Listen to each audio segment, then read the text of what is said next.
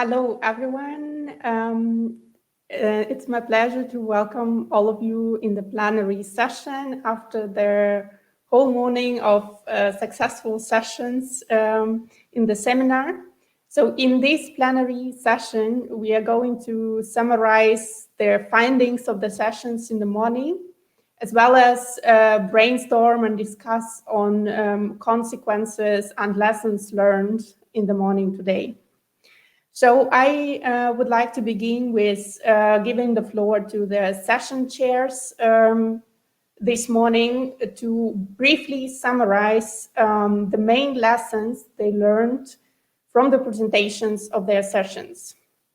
So Jan, I invite you first. The floor is yours. Thank you, Elisa. So in my session, we talked about the current challenges in EU farming systems, and my first takeaway message is from the presentation of Francesco, who was comparing intensive and extensive systems. And this is very interesting to pitch the two against each other, because in the extensive system, which was in the Massif Central in France, actually, it meant because it's so extensive, the challenges faced were more linked to natural resources. So then major challenges were, for example, climate change aspects, and there was a high possibility for diversification to deal with these challenges. And this was quite different from the intensive system, which was in the northern part of Italy, where it was more a production-oriented approach, where also regulation and barriers in terms of policy were perceived as the biggest challenges there. So there was a lower potential for diversification for those. A second takeaway message was from the second presentation by Barbara, which actually highlighted that the temporal scale of looking at challenges or resilience assessments matters a lot, because three major challenges were looked at: the impact of the corona pandemic, climate change, and then the change in regulations around fertilizers. And we saw that the respondents of the survey they undertook really gave different answers in terms of the timing and the predictability of these different events. So I would say the temporal scale timing matters a lot as well in resilience assessments. And then the third point was again from the presentation from Germany by Barbara, where she interestingly mentioned that when talking about perceived resilience with their respondents, they gave both positive and negative impacts. And I think this highlights a very important point, that when we talk about risk, it's always about balancing the positive and the negative elements. And also from a resilience perspective or a resilience thinking perspective, it's all about taking the positive and taking the negative and turning it into something positive. So I think this is something we always should keep in mind when we use the word challenges. They are closely inherently linked to opportunities as well, of course. Thank you, Jan. Very important findings. I especially like the last one, not to forget about opportunities when talking about challenges. Barbara, could you please summarize the main findings of the session you chaired today?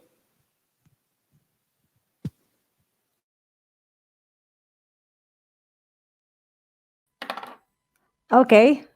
Hello, thank you very much. My session has already been also really interesting. We've also been talking about challenges in European farming systems. Three main messages from each presentation. The first one has been presented by Haluk Hedikoglu. He's been talking about different strategies that could be pursued or implemented by apple growers in Turkey in order to get a better access to markets. And because they found that farmers in Turkey, these apple growers in Turkey, they cannot enjoy or cannot get a lot of profits from the prices in market.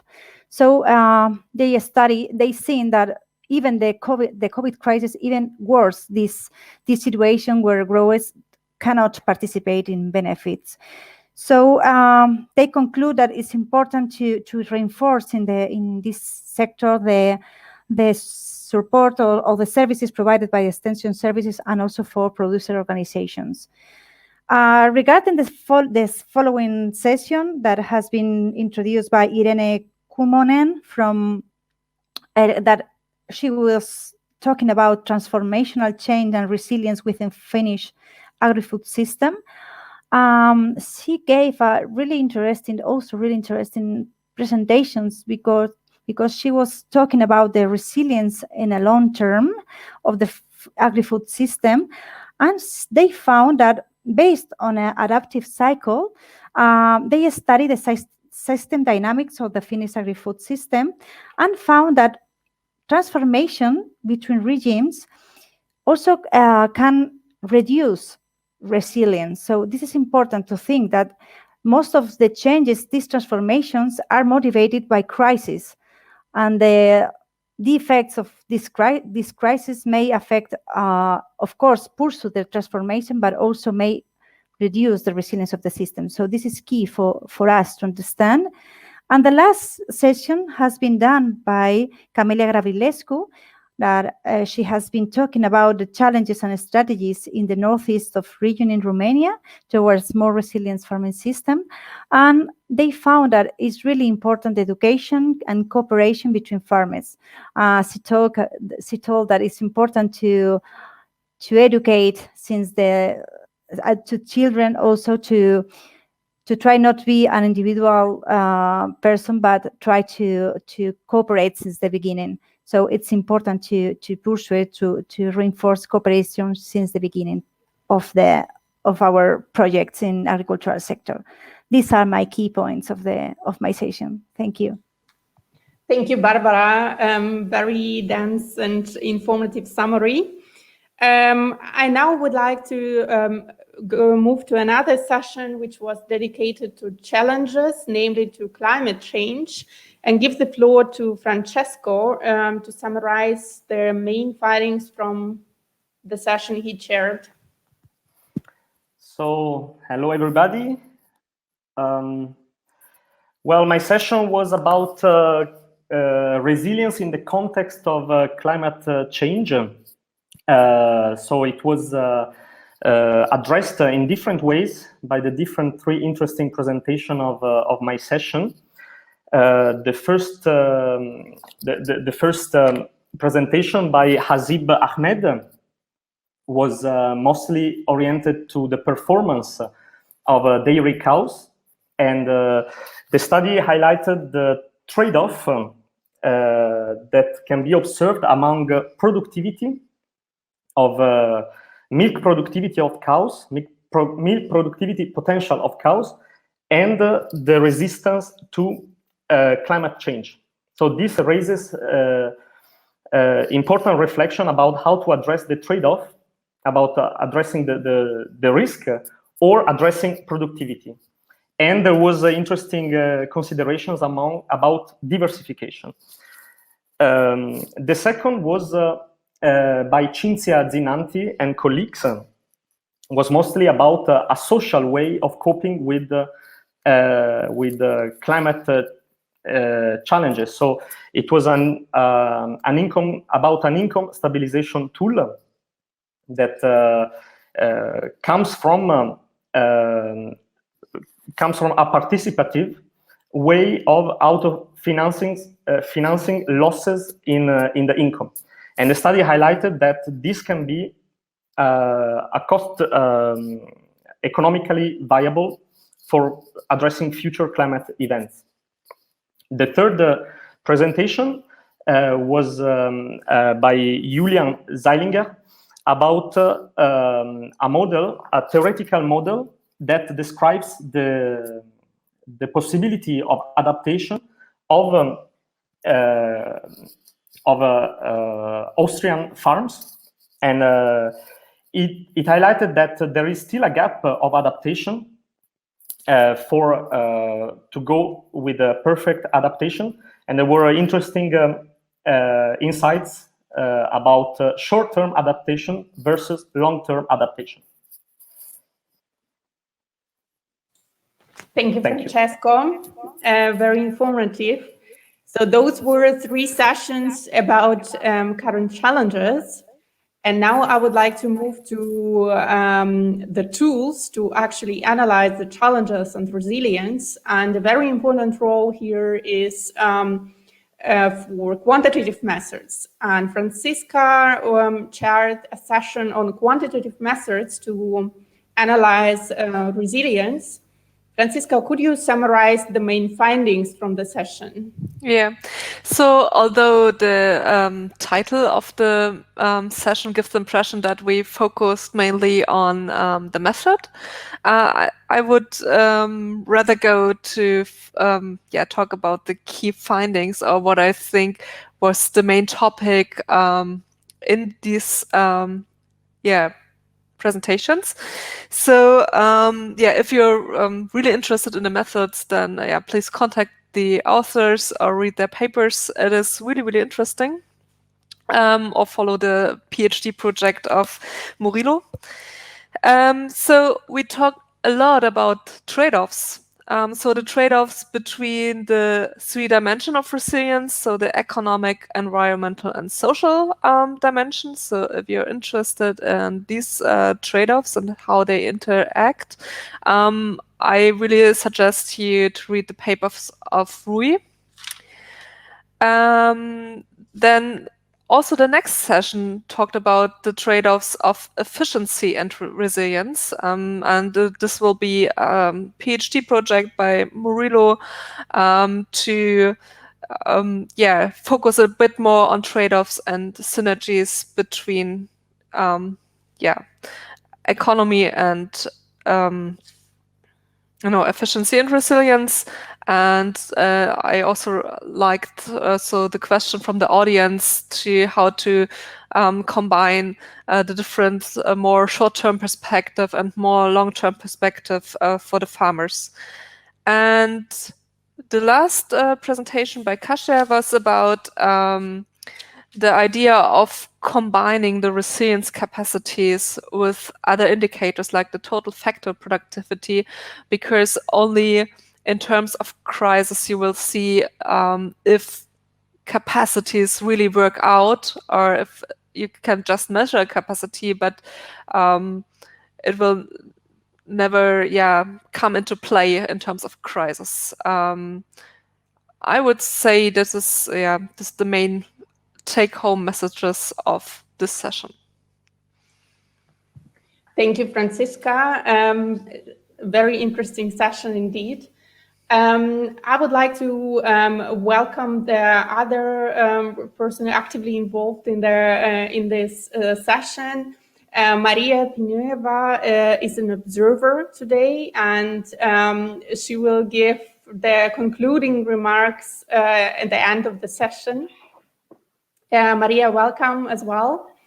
Hello to everyone. I would like also to invite the audience to put your questions and comments in the chat. You've attended all the sessions and probably had some thoughts that you would like to bring up to the discussion. And to begin the discussion, I would like to ask all of you to brainstorm, to think on composition of challenges. So we often talk about one challenge at Focus, while in fact the challenges are interrelated. And when talking about one challenge, we always say that there are a lot of other challenges involved, like with the COVID example, many other challenges like limited labor or low prices, they appear to be even more important.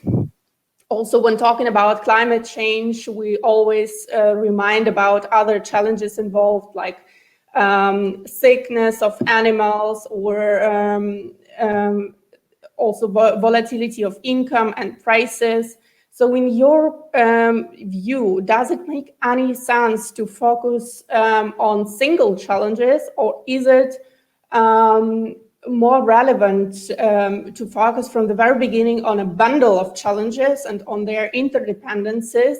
And maybe that is why the resilience is gaining attention, because it focuses on resilience towards all challenges and not a specific challenge.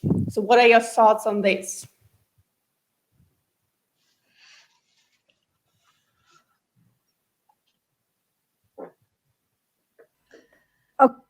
Okay, let me start. I think that it's always easier to start by assessing how is the reaction towards a specific challenge and learn about this and study challenge by challenge, and this will give us information about how the system is reacting towards different challenges, and in this way we will be able to draw some pathways, some kind of different behaviors of the system towards dealing with these different challenges, and in this way we will be able to address or to know to a greater extent about this general resilience. So I think that it will be good, or it's good to start assessing the resilience or how the sector deal with one challenge to another challenge and get information by addressing these challenges individually, and then go to the common or the overall assessment.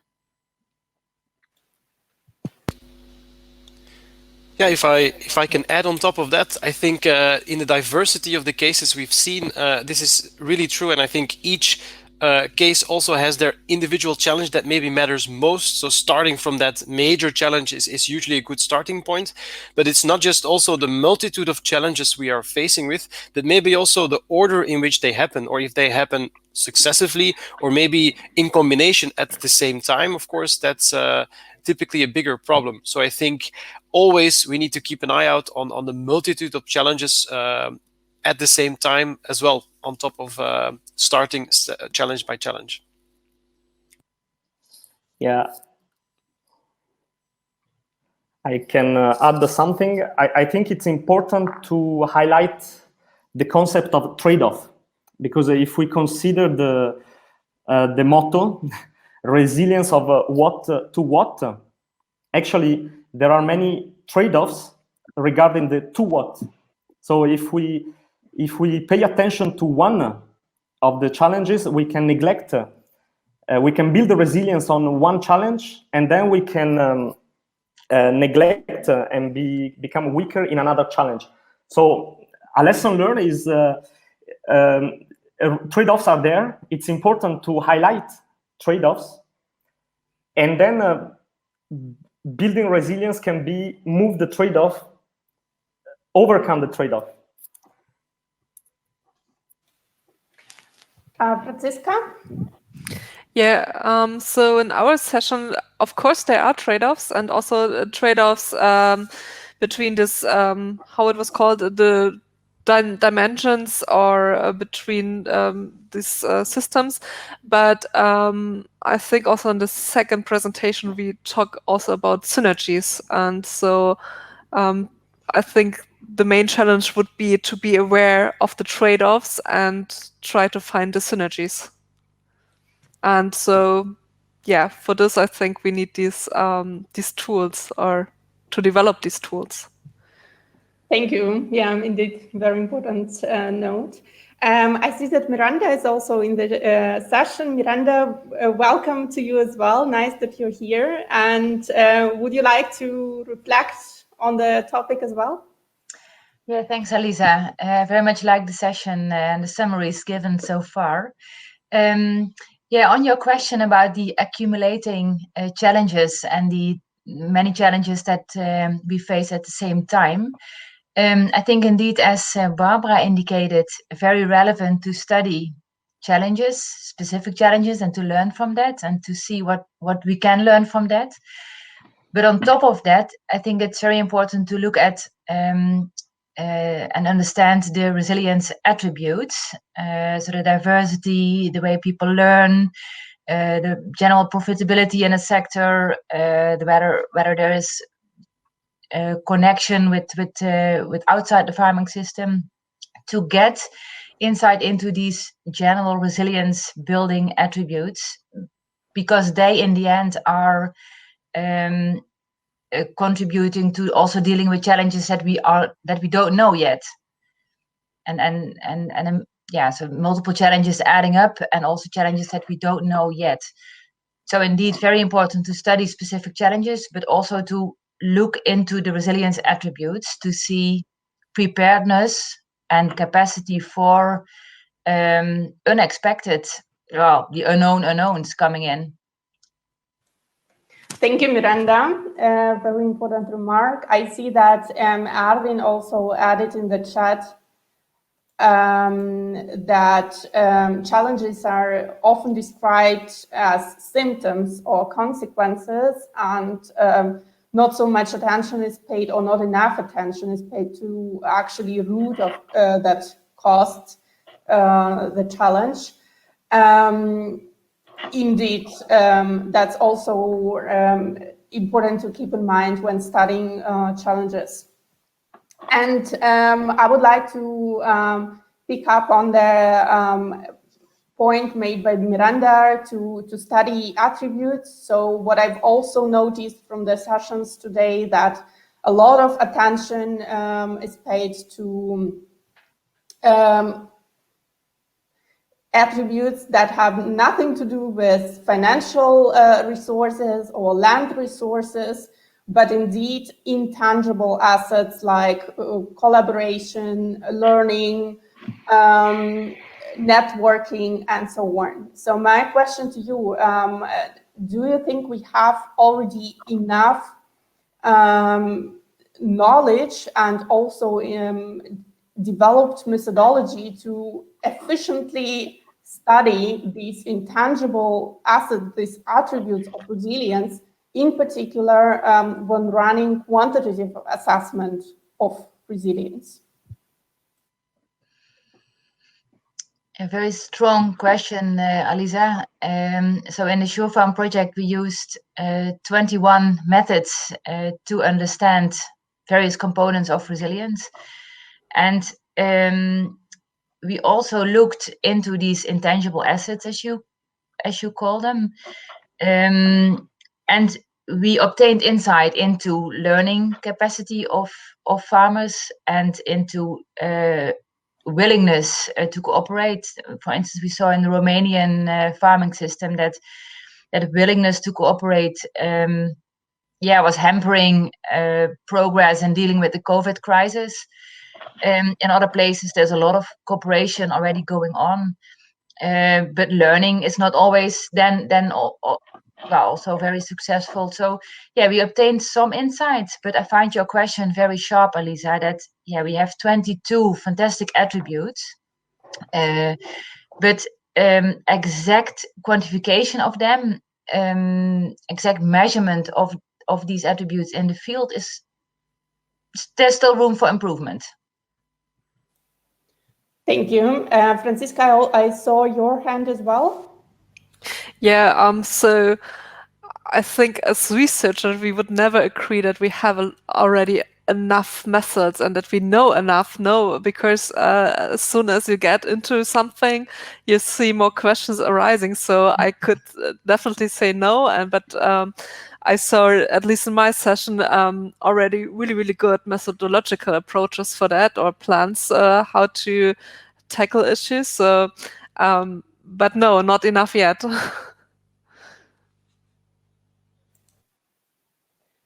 Thank you. Other reflections?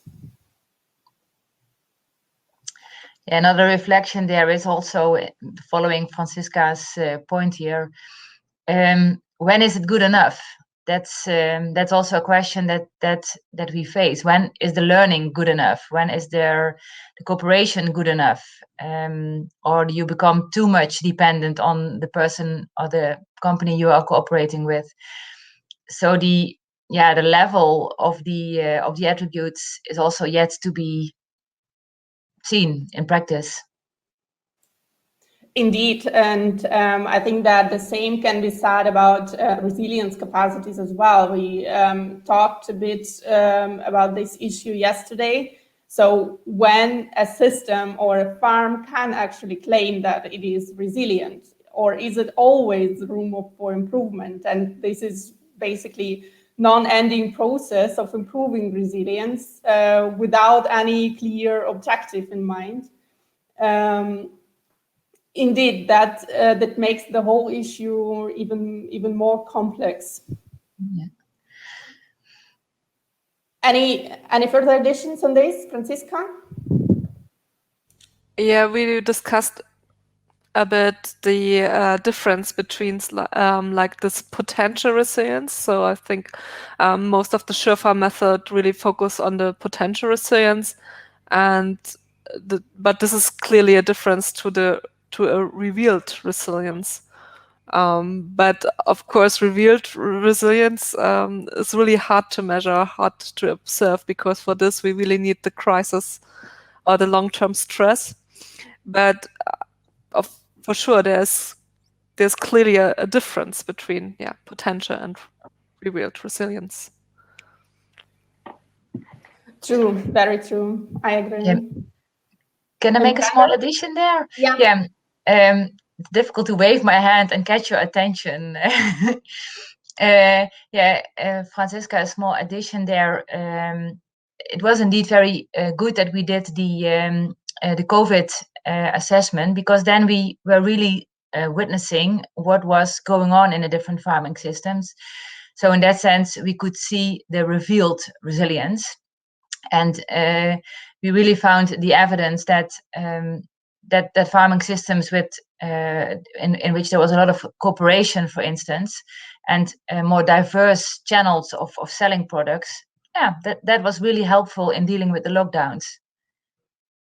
At the same time, we had some unexpected findings, then again telling that resilience is not so easy to grasp, but we saw evidence for the role of attributes in the revealed way of dealing with an unexpected crisis. Franziska? This would be really interesting, how we can transfer these findings to challenges that are much more challenging the agricultural system. So this was the COVID crisis was affecting almost everything, but not specifically agriculture. So what can be there the findings that we can transfer to other challenges, like really specific challenges for the farming sector, like climate change and so on. Yeah, two small reflections there. Indeed, in Germany, in the Altmark, there was not so much impact of the lockdowns, but be careful there. In some other farming systems, there were very much, for instance, in the Spanish sheep system, where there was always direct sales to local restaurants, which totally dropped. And then there was very quick solutions to find new export markets.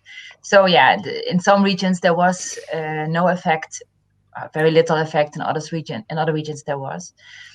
But you're right. Farming system actors during the lockdowns expressed their concerns that, okay, this is problematic now, but we expect that climate change will be even much more problematic. And that came, for instance, true in the farming system that Maria is working on in northeast Bulgaria. People expressed that they are very afraid of the impact of climate change being much worse than COVID for the farming system. I would also add on the difference of time scale. We already mentioned it before, the difference between short-term and long-term. So COVID, I would rather call it as a short-term shock, while climate change is definitely a long-term stress, which is going to continue for decades. These, of course, should be kept in mind when drawing parallels between the two challenges. But indeed, it is very important to draw the lessons from the COVID crisis and see what we can adopt for other challenges like climate change. I see no further hands, no further remarks. Then let's move further. And another point that I want to raise is the point mentioned by Jan, that it is very important to focus on opportunities as well. when talking about challenges. So my question is, do we pay too little attention to opportunities? Should we explore them more? Are there chances also to improve resilience when putting more attention on opportunities? And while continuing our talk on COVID challenge and climate change, what are the opportunities there that we can actually use? Jan, would you like to directly refer to this? A very quick answer would be that it's always about balancing those two, of course, but it depends also on what level you look at. If at the farming systems level you check, of course, there's always going to be winners and losers. So this is a fact of life, probably. So from that perspective, that's always going to be there. If we would zoom in then on a particular player, a farm, for example, even there, we might expect trade-offs between upsides and downsides. And I specifically asked the presenter in our session whether all individuals in the survey she ran noticed both positive as well as negative aspects related to these shocks and changes, and they did. So it was always a trade-off between the two. So I see this at the various levels popping up, this trade-off between positive and negative effects. So indeed, I completely agree with your observation that we should pay attention to that.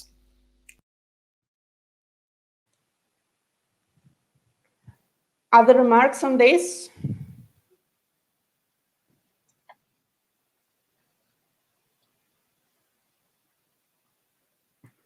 I see a remark from Kasia in the chat referring to rebuild versus expected resilience.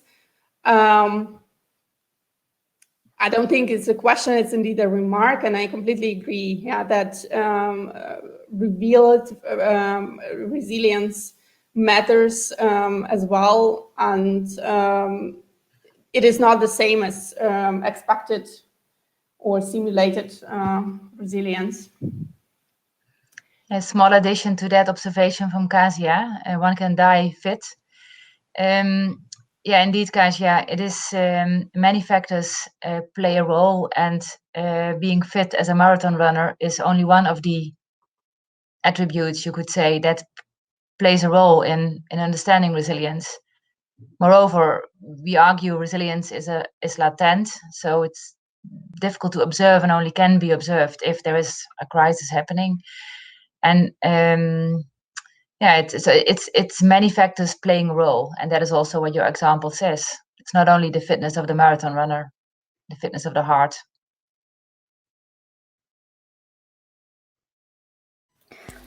I would like. Sorry, yeah. Barbara, please.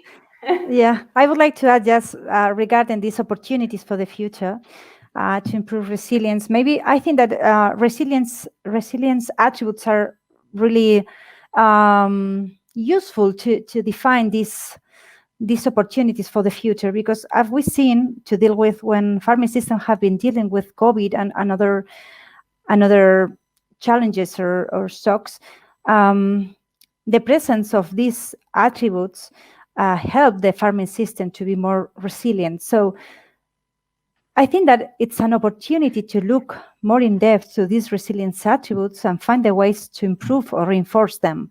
So we've seen, for example, that cooperation, this tight net of feedbacks in the farming system is good for the farming system. They make it, this resilience attribute makes the farming system more resilient. So let's try to find where are the opportunities where are the actions to improve these resilience attributes.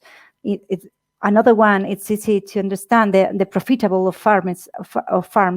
Let's think about these actions to improve these resilience attributes. So I think that for the future, where are the opportunities? The opportunities are where are there, finding which kind of action we need to do to reinforce these resilience attributes that are so important for improving the resilience of farming system.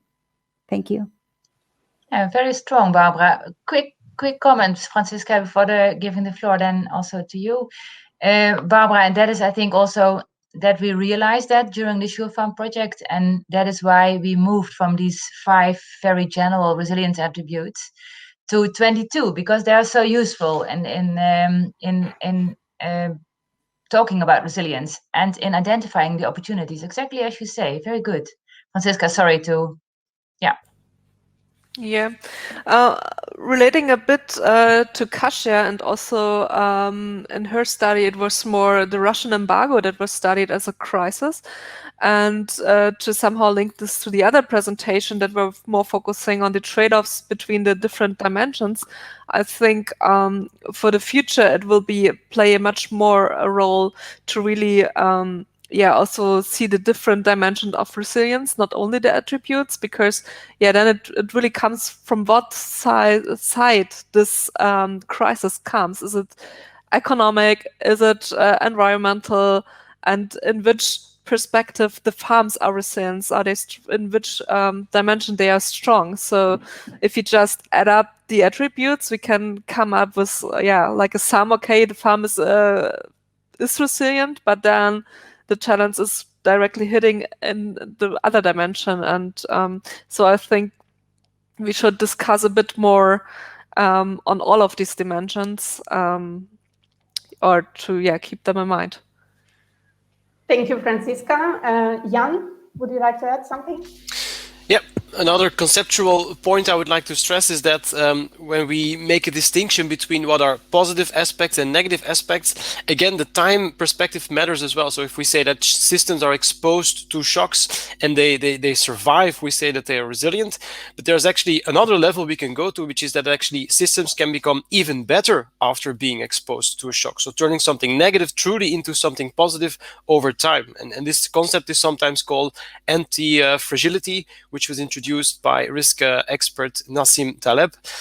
He makes the classical example of using Hydra, the Greek mythological creature. We all know we cut off one head and two grow in its place. So it actually grows stronger by being exposed to shocks. And I think this is also something that could manifest in farming systems, where after a shock, you actually come out stronger. So again, an example of how negative and positive things relate to each other, and the time dimension there matters. Indeed. Francesco, would you like to add the last point on this? Yeah, very quickly about the relationship between challenges and opportunities. One of the things that emerged in my experience in short farm is about when we look in the short term, it's more about challenges. But when we look further in the future, it's more about opportunities. And in the short term, it's mostly about robustness. So if we don't change configuration, let's see if we resist. But this makes us myopic in the context of the long term, which is more adaptation and transformation. And this is building on opportunity. So moving moving on in the future will mean to be more concerned about analyzing the opportunity and don't be too busy with the shorter term issues.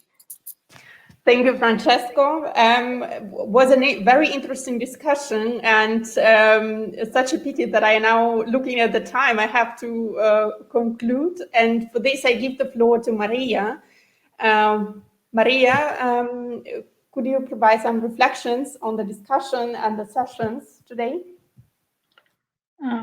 Hello, everybody. I'm happy to conclude, and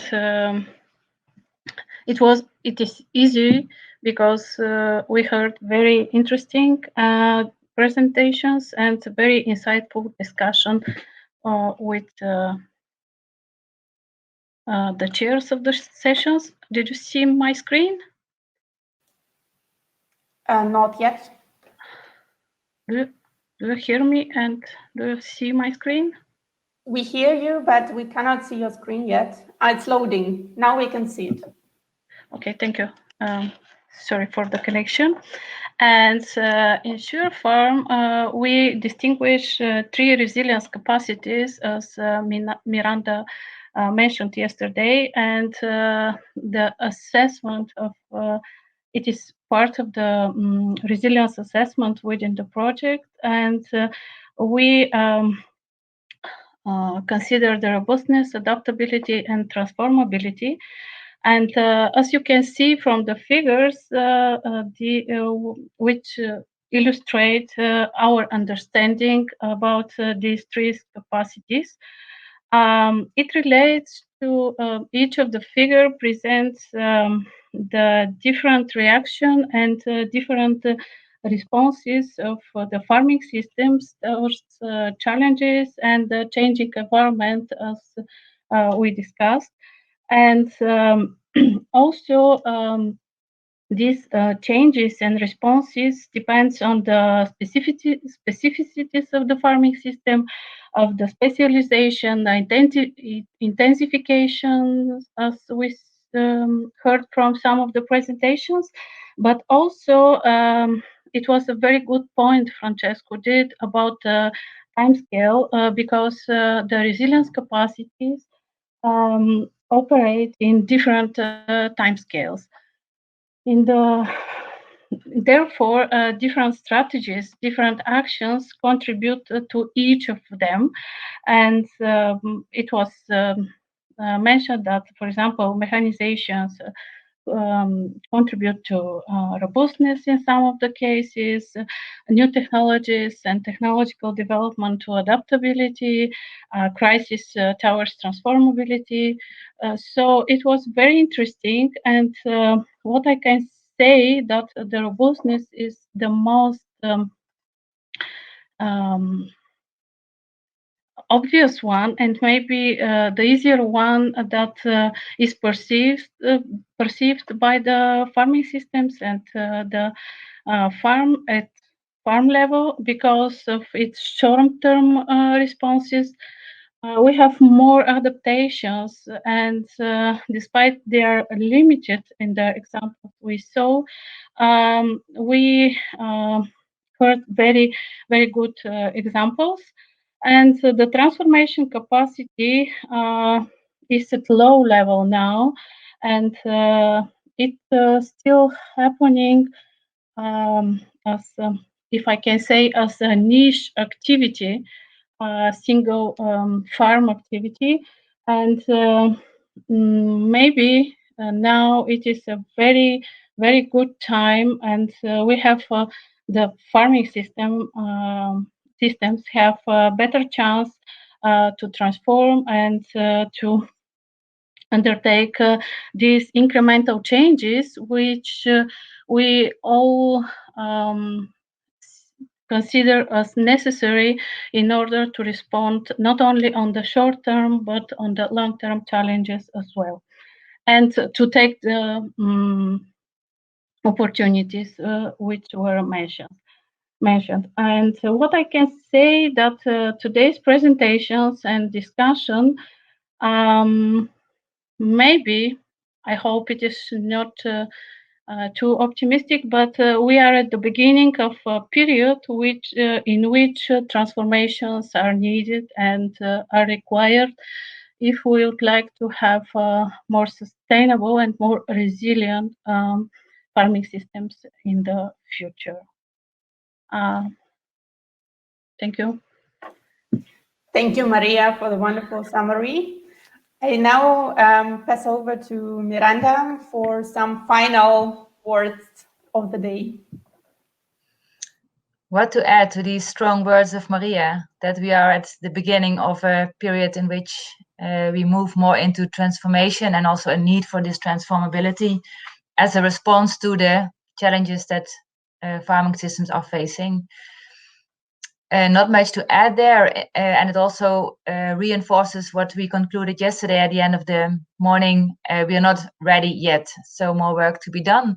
And in that sense, I would like to invite you very much to the tomorrow morning seminar and sessions and presentations that we have. So very welcome to that. And Alisa, thanks for sharing this session. I really liked it. Thanks, and see you tomorrow. My pleasure. I also enjoyed. Thank you, everyone. See you tomorrow. Thank you. Bye. See you.